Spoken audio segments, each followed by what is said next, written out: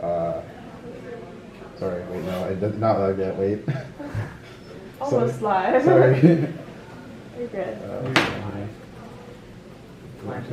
Yeah.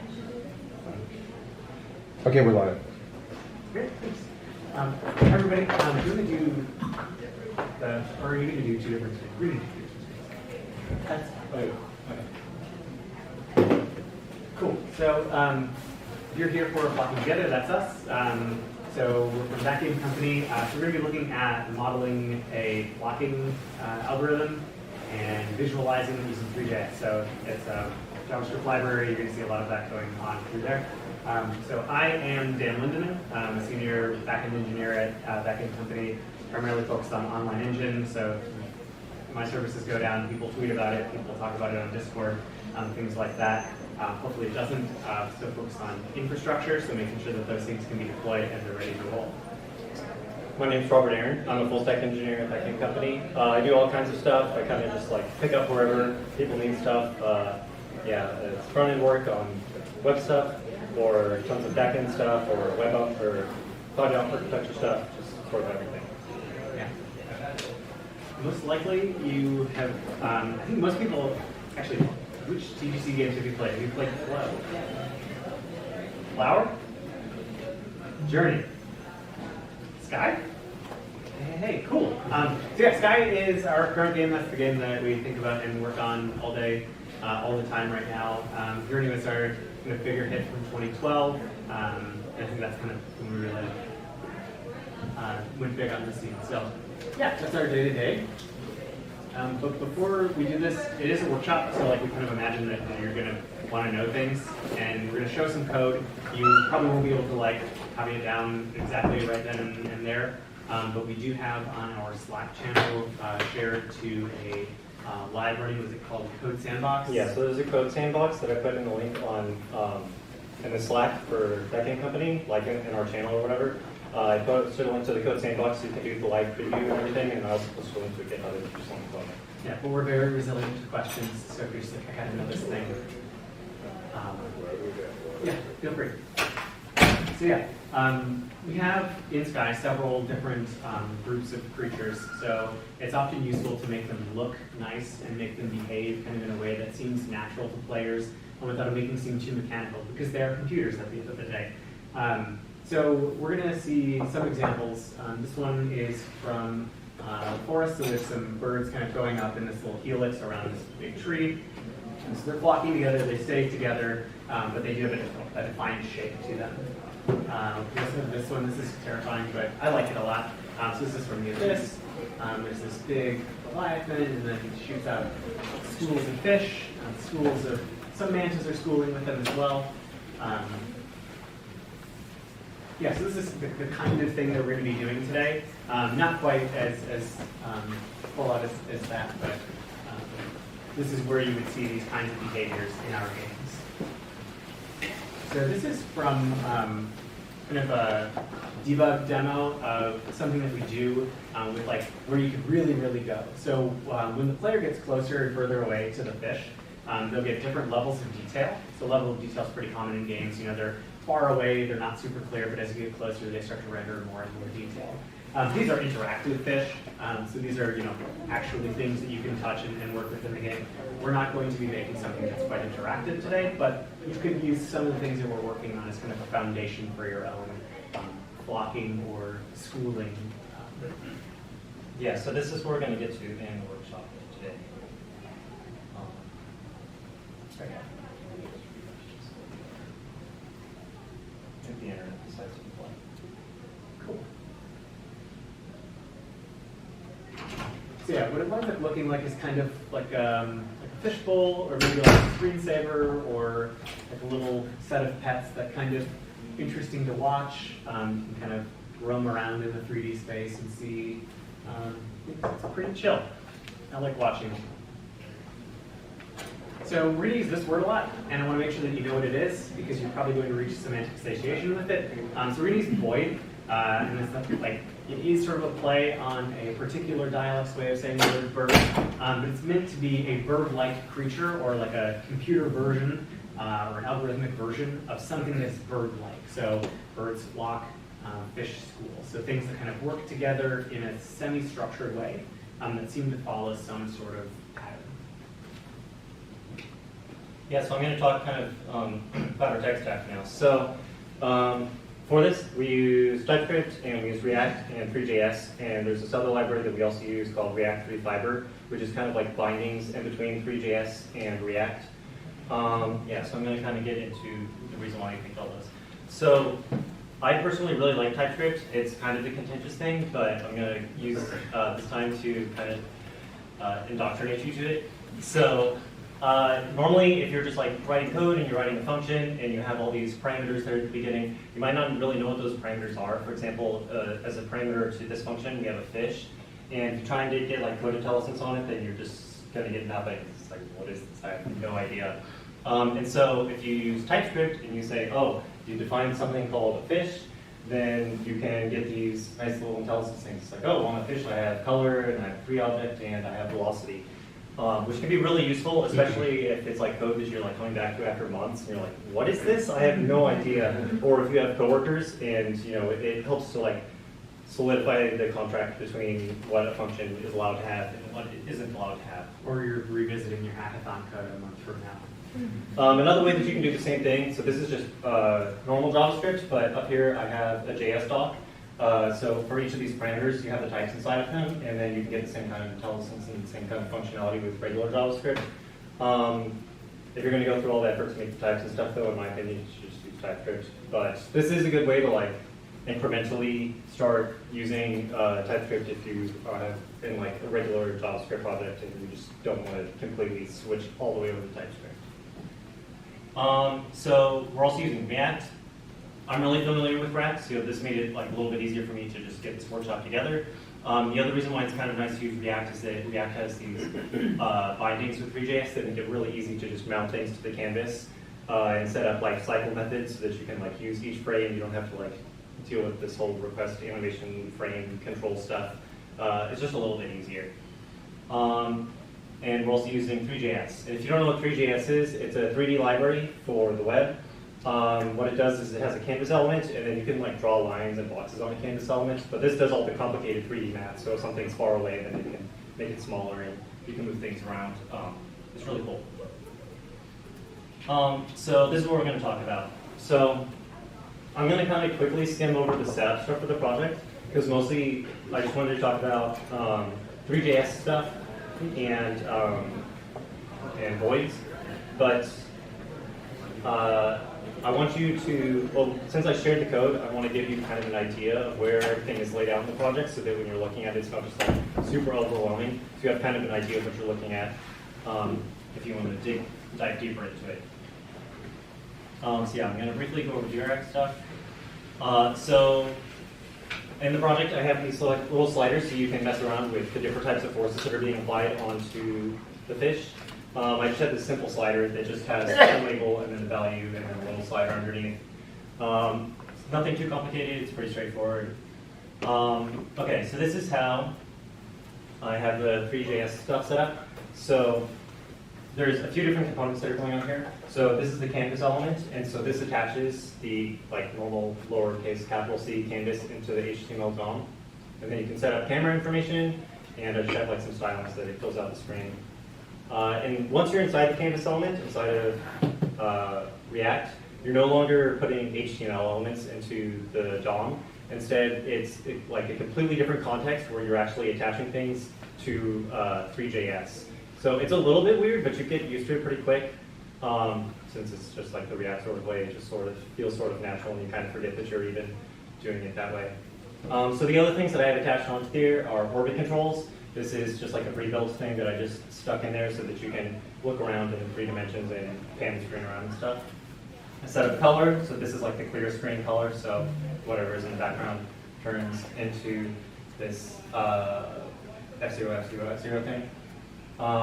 We put stats up so that you can see the FPS information. I put a mesh up, which is sphere geometry, and it just has a transparent wireframe circle. So this is going to be the outer bounds. And we'll talk about that a little bit later, but that's another thing that's mounted in there. And then the last thing, which is the main thing we're going to be working on today, which is the fishes component. And that's going to have all the logic for the stuff that's scrolling around and doing all the cool stuff with fish. So, what is a fish? This is the type that we need to define. And in our case, it's going to have 3 key properties. So it's going to have a color, which isn't necessarily necessary, but it's kind of nice just for being able to differentiate. It just doesn't become like this big blobby mess. It's a little bit useful just to have random colors on all of our fish. We're going to need a velocity, which says what the current velocity is on the current frame, and the last thing, which is a 3 object. And this is just like how it works in Unity. So if you've ever used Unity before, the transformation is with position, and then rotation, and then the scale. Yeah, this is pretty standard for any kind of game engine. You see those 3 kind of things, and then if you're using Unity, you might use like a rigid body or something for the vector 3. Yeah. Yeah, it's important because like a transform you can't really do too much with it, especially if you're in like Unity and those game engines. You actually need like a rigid body or some physics body to attach to apply forces to, which is exactly what I think we're probably saying. Yeah. So let's start by creating a function that just makes a ton of fish. So this function right here, it says create fish square, creates a square of fish. So you pass it the length of the side of the square that you want to create, and it creates like a length by length by length cube that is just filled with fish. So it assigns them a random position, it assigns them a random velocity, and it assigns them a random color. And it just puts them all in the cube. And that way, every time you kind of reinitialize this thing, you can see it's dynamic. It's not just like a saved path or something like that. Yeah, it's like completely frame by frame. You're figuring out where to go. So, what is an instance mesh? So, lots of times whenever you just like put something into a scene, you would just put a mesh, normal mesh into the scene. Instance meshes are a little bit different. What they do is they kind of hint to the GPU, hey, I'm just going to use this same shape like over and over and over and over again. So that way you can just do them all in one draw call, which is way faster than you would normally be able to do it. Yeah, so that's like a huge time save on the GPU side. You might use instance meshes for other things as well, like if you see like tons of grass or trees or bushes or something like that that's in the environment, it's probably instance meshes. Okay, so how do we render the fish? There are a few things that need to be put together, and then we'll talk about sort of what the dependencies to do that are. So in Three.js, you just say, oh, I want an instance mesh, and then here we're going to pass in the geometry, and then we're going to give it the attributes of geometry has colors on it, and then this also just like sets up the material. A material, if you don't know, is something used in 3D graphics. It might control like transparency, the colors of the object, or like the glossiness, how it interacts with light. In this case, we just like put on the most basic possible thing that you could possibly have. But you know, if you were actually doing like fish in the ocean, you might want them to like kind of shimmer or something like that. So you might do something a bit more complicated. Okay, so but there are a few things that we're going to need. So we're going to need to change this instance mesh so that we can change the position of all of our objects inside of it. So this is kind of React specific, but you pass it a ref, and so after the first time this instance mesh gets put into the scene, then you have a reference to it later on like the next render of the frame. So that gets passed in. We're also going to need to load the geometry. Somehow we need to get these fish like loaded. And the last thing is this colors array. We need to tell which colors all the fish are going to be. So that's where that goes inside there. Okay, next part. So let's get all the properties ready. So the first thing is the fish. This is pretty easy. We just call our create fish square with the box size, and is a little React specific, but we use the memo. So when the box size changes, this gets recalled and we get a new set of fish. So yeah, you keep the same fish the whole time unless you change the box size, and that kind of initializes the whole thing. The next thing that we do is we use this method called useLoader, and we say we want to load an OBJ, which is just the format for the model that I have, and then we pass it the location of the model. And the model is just inside the public folder, so it's just like downloaded from the web, kind of like an image would be. Then we grab the geometry off of this thing that we've loaded, and then we set up the color array from before.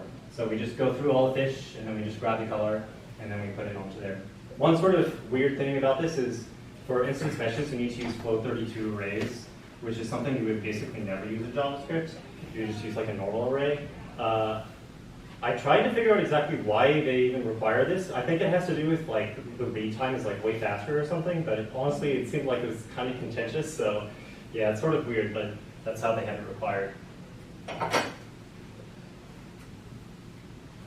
Okay, so now, frame by frame, we want to make some changes. So the first thing we need to do is just make sure that we have our instance mesh, and then we need to know how much time has passed since the last frame. So that's going to be our delta. This is also pretty common for like each frame. You'll get like how much time has passed since the last frame in order to do physics for the next frame. And one kind of weird thing about Three.js is like since it's just like a browser, if you like tab out and then tab back in, it's like 10 seconds have gone by. So I also just cap the amount of maximum time that could have possibly passed because we just don't want fish like flying into the distance without any changes happening. Yeah. Usually some game engines will call this a tick, or like a fixed tick or fixed update amount, something like that. You might also hear that used pretty commonly. Yeah, and then after that point, we're just going to iterate through all the fish, and we're going to say, oh, based on your velocity, let's just multiply that by the time. Okay, that's the amount of distance that we want you to move in that specific direction, and we'll just add that to your current position. So yeah, from that point, our fish are all moving, and it's pretty straightforward. But they're just going to move like in the straight line that they were initialized with. We haven't gone into any logic of actually like having them move towards each other, away from each other, or anything like that. Yeah. Yeah. So now that the objects move around, how are we going to apply forces to them? And yeah, but before we get to that, we need to talk about one of the like pre-optimizations before we start applying the void forces.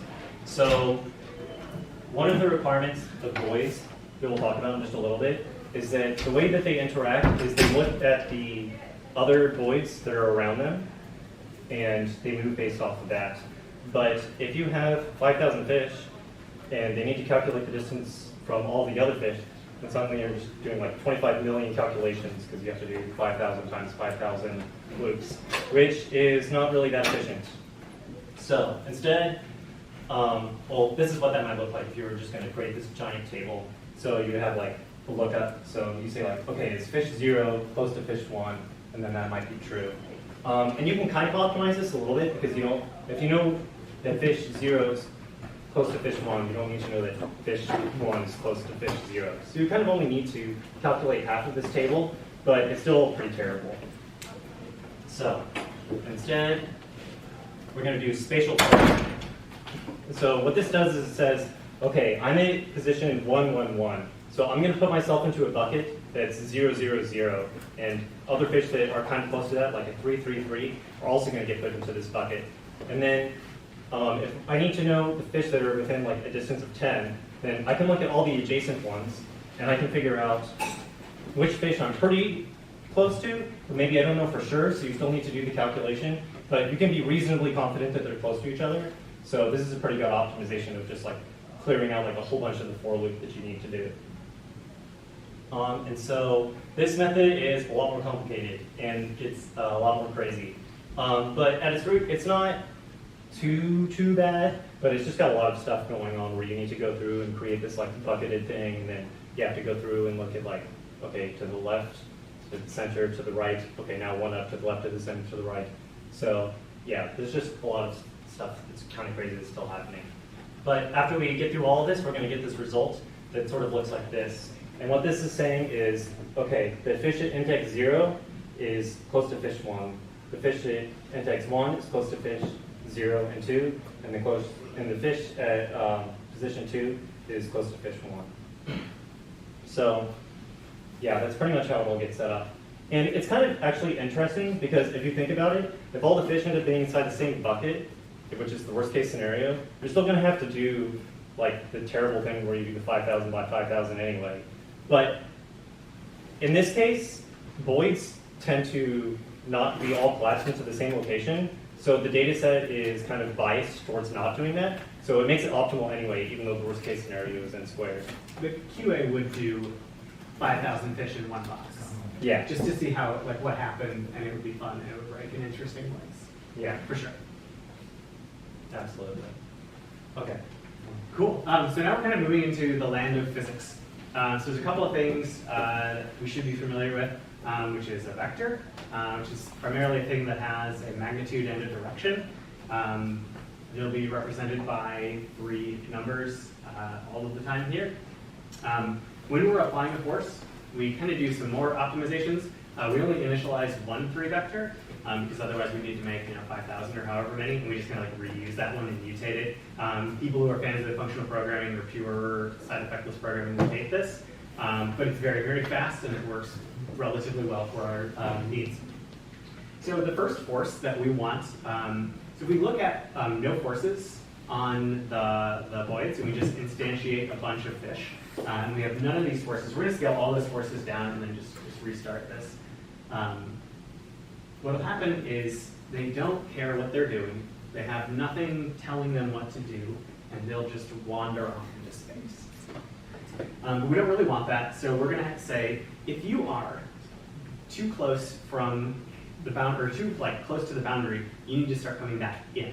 So Robert just applied the boundary scaling force, and so now there is a small force pushing on them to go back into the center.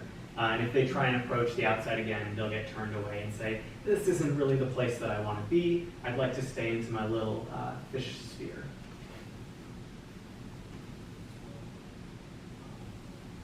So yeah, the way that we're doing that, can you go back one for a second? Yes. So the way that we're doing that is an inverse proportion. So this is kind of one of those important things. In math, they'll tell you, don't worry about the exact specific things, but know the shapes. So the shape of an inverse graph is something that's very interesting, because if you want the force to be very strong if you're close and very weak if you're far away, that's going to come up another time. So we're using an inverse force magnitude for this to say, if you're very far away from the edges, don't push the void around. It's already not near the edge. But if it gets really close to the edge, you got to go back in the bucket. Okay, cool, thanks. Cool, so voids. This is the big idea algorithm of how to make a semi-realistic looking flock. So you've got alignment, cohesion, and separation. Alignment means we all want to swim or flock or fly the same-ish way. Not perfectly the same, but same-ish. We also want to do that together, so we don't get eaten by predators or so we can make improved formations. But we do want to do that all right on top of each other, because we still need to be able to react to our own local environment. So we're going to work on adding these 3 different forces on each update. So the first one is alignment. This is not too bad. So you look at everybody that's near you, and you find out where all of your friends are going, and you add that to a single vector. So that'll give you kind of the average vector of everybody that you know. We do a process called normalization. So normalizing just means take a vector and make its length 1. That's always what it means. It says, keep that bearing. I want to be going in that direction, but I just want it to be magnitude 1. The reason that's useful is we're going to be able to change our force multiplier, our force constant, and say, hey, we want this to be a stronger or weaker force.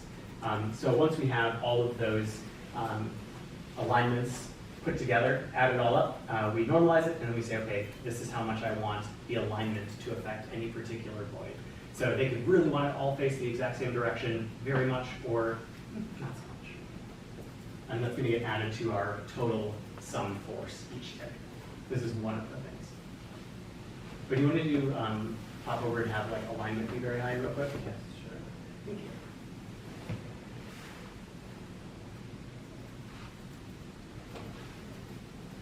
So alignment's kind of interesting because they will kind of start to make these start to make packs. They kind of look flatter. I don't know if you zoom around. This is already an interesting force, right? We're already starting to get some cool looking stuff. And all we've really said is hey, when you swim, kind of swim the same way your neighbors do. And they'll bounce around. And also, one more kind of interesting thing to notice. When I turn that up, the FPS just completely tanked, and that's because a lot of them are getting squished into the same bucket. Because later they're going to be kind of a little bit more spread out, so they're not quite in the same buckets. But we lost a lot of the optimization that we did before by just removing the idea of keeping them. Look at that. Yeah. This is when you see these things on Twitter or just a new game. Oh, frame rate. Great. But They are birds, or they are fish, and they school and they flock. So let's look at the cohesion force. You just want to find the centroid, which is a really, really cool way of saying the average location. Centroid makes you sound cool, kind of sounds like Metroid, so that's also cool. But all you want to do is say, hey, wherever that is, I want to go towards that.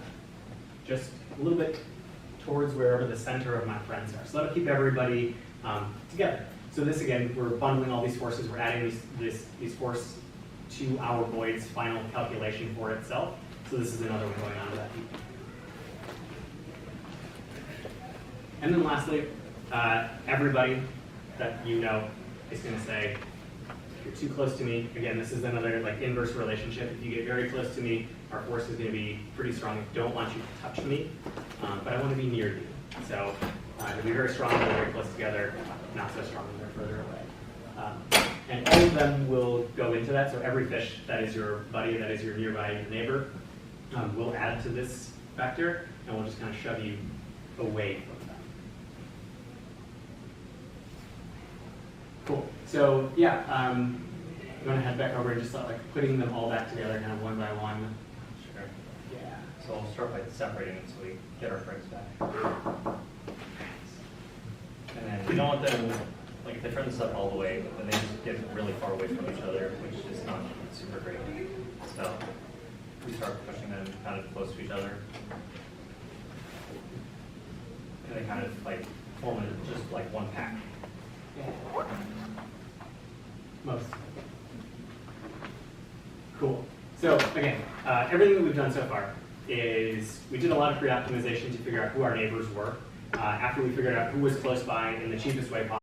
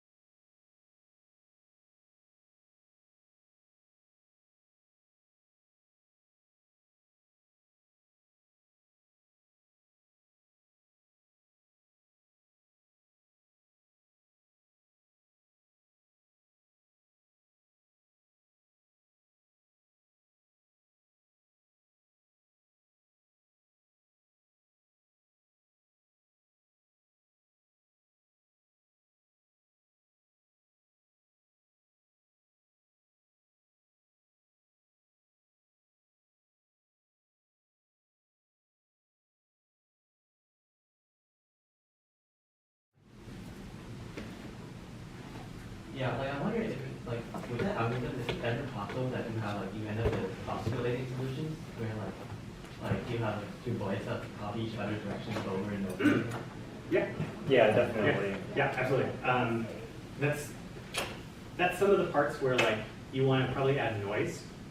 So noise is very, very useful at stopping like feedback loops that get out of control. Just by saying like, fuzz up the number a little bit so that they don't just feed perfectly boom, boom, boom, boom, boom, boom, boom, boom, and like vibrate each other out of existence. And another thing too, when you play with this, is you'll see it's pretty common for them to kind of like start making like a swirl. Yeah. And because they're all kind of like aligning to the swirl, they like can't really escape it because and that's kind of like one way that you could saying like, oh, they're just like going back and forth because of it. And they'll like, but I mean, like on a bigger scale where there's like tons of fish, yeah, I mean, that's kind of almost what they want to do, is have these like, kind of like oscillating type things. Swirling vortex of fish. Right. Yeah. Noise is probably the thing. This doesn't make the blunt really good, like if you sample a subset of those fish, would that speed up without effect? One more time. Like if you only took 20 of the nearest fish, if they get close together, would that mess up your pumpkin? Not necessarily, I don't think. One of the things that you can do is you can change the distance. So, I mean, you could make the distance the whole circle, but you know, that would maybe look kind of weird. I think, like, if you pick like a static number, like 20, it would probably still look pretty similar just because your sample size is still pretty large. But yeah, maybe if you went to like down to like a sample size of 1, it might start to look kind of weird. You might also consider different shapes for perception. So we're considering a sphere of perception, but I can't see the things behind me. So I have a cone of perception, right? Or a pretty wide cone as a human, but fish would also have a pretty wide pair of cone, right? With their eyes being, I don't know, you could imagine different perceptions saying, follow somebody that's in front of you, but ignore things that are behind you. It might be a nice other optimization. There's nice ways to tweak it, but yeah. Yeah, it definitely is like kind of more of like an art than a science. So like if you do that sort of thing, it'll change it, but probably not change it a lot, but maybe change it in the way that you want. Yeah. It is like a good design tip to like go too far and then go not far enough instead of like trying to tweak an exact number. If you try and find like the perfect jump height for a character, don't go from like 5 to 5.1 to 5.2. It's just like go from 5 to 20. And then be like, okay, that was too much. 10? Okay, 7. And then you land kind of at the right thing, kind of binary search fast it got, right? Like, it's a fast search. Yeah, is there any other questions or anything else you guys are curious about? How else can you optimize the spatial positioning thing? Like, is there any other optimizations that you guys have looked at before? Yeah, so actually when I first did the optimizations, I put everything into a bucket and then I iterated through over each fish and then I looked at the bucket that fish was in. But this ended up being a problem because it ended up having like a ton of hash map lookups. So instead what I did was I iterated over each bucket and then over every fish that was in that bucket. So for the initial bucket to see which adjacent buckets there were, then I wouldn't have to do like if there were like 20 fish in this one bucket, I wouldn't have to do that hash map lookup 20 times. And like in school and in like 99% of applications, hash map lookups were like super ultra fast. But on the scale of this where you want to do it like 100 times a second or something, then it starts becoming slow and you start having to find like these weird optimizations that are like more like, well, what's like the best data structure to look this up in and how do I reduce the number of like hash map lookups, even though the like time complexity would be the same. So for improving my algorithm, I'm sure there's tons of stuff you could do. I don't think that there's much in terms of like improving the like core algorithm, but maybe the way that you implement it, there might be more optimizations to find. This is also single threaded, right? Like, yeah, that's the other thing too. You could maybe like use web workers or something. I don't really know if I consider that like an optimization. Maybe you kind of could. I guess it sort of depends. But you could like try and like run this in parallel or something like that.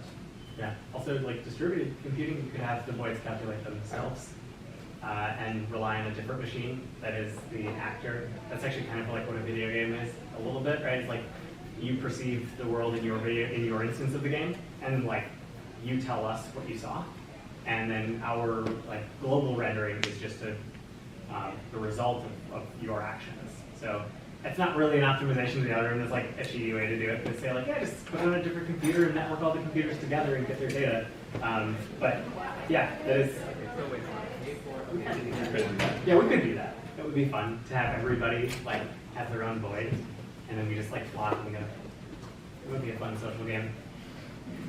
And you keep like splicing it up until it's like parallel enough to run a GPU then?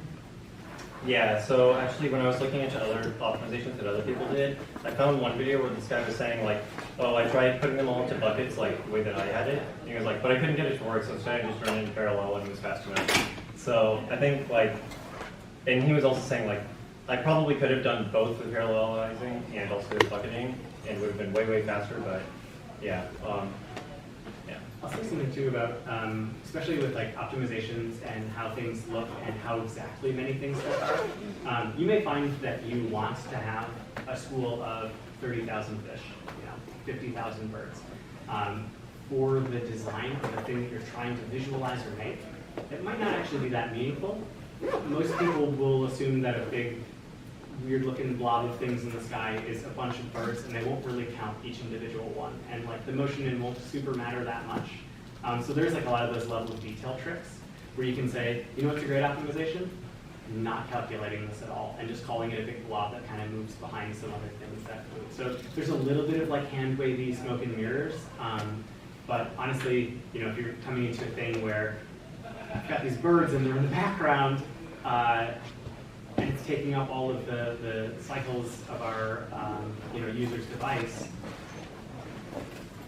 that might be a trade-off that you could make too. This is just a general commentary on visualization optimizations versus gameplay optimizations. Yeah, and one other thing I just want to talk about optimizations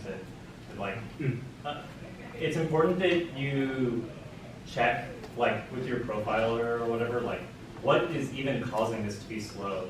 So you might you might think this apply separation forces or these forces functions are taking up a lot of the time. But if you actually run the profile, it's oh, this took up 37, this one took up 70, this one took up 32, this one took up 100. Oh, this one took up over 5,000. Yeah. So figuring out where your problem point is may not be obvious. You might think that one thing is the problem, but another thing is the problem. So another thing too is I wouldn't think too much about pre-optimizing things. It might be better just to do the unoptimal way and then run the profiler and see what's actually causing your problems. Did you have to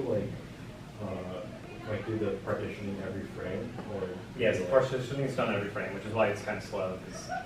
Yeah. Because they move in and out of buckets all the time. You could maybe try and have it do some kind of streaming thing where it knows oh, I moved from this bucket to this bucket, I moved myself. That could be an optimization, but honestly that might be just as complicated as rerunning the function every time. So yeah, any other questions? Yeah. So given that Sky is a multiplayer game, so what happens when one player tries to interact with a block, and then what happens to the other players? So in our game, in the video that I was showing earlier, our creatures,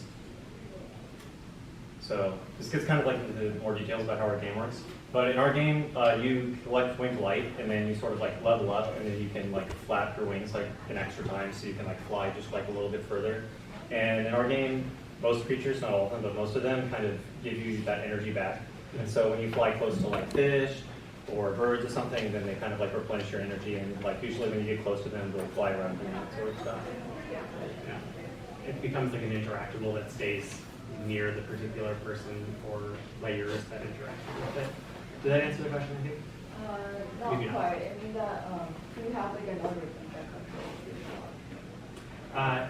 It runs on one player. So we have a very client authoritative game state.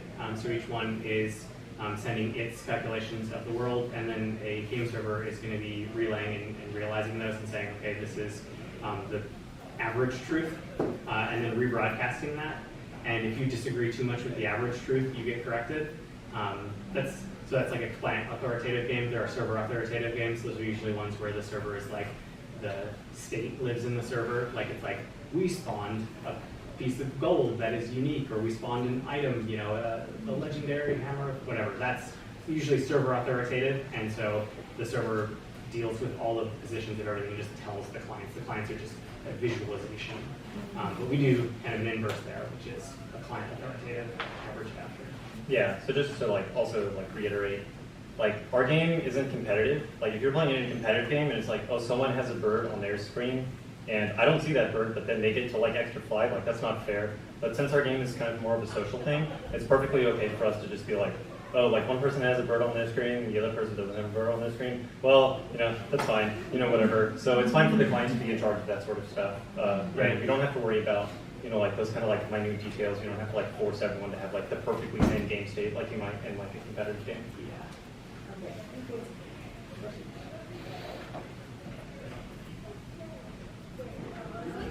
Okay, I guess that's it. Cool. So I'm on the Slack. If you want to look at the code and you're like, what is this? Like, how does this work? Feel free to message me. Yeah. Thanks so much for spending time with us.